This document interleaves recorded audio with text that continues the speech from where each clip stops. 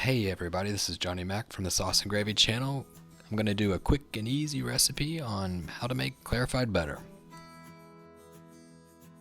Take 226 grams of butter or half a pound. You probably want to cut them up into small pieces. It's not necessary, but it kind of helps with the melting process a little quicker. Just put it on the stove, put it on low heat. You don't want it to boil. Boiling will cause it to get cloudy and cause it not to separate as well.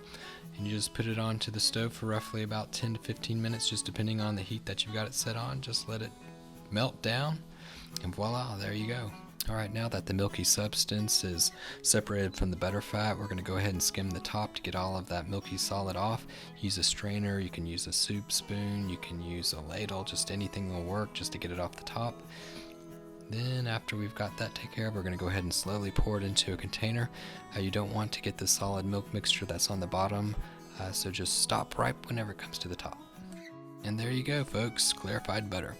Please check the description below for the recipe. You can also see various sauces that utilize clarified butter. As always, leave your comments below, subscribe, and I'll see you next time.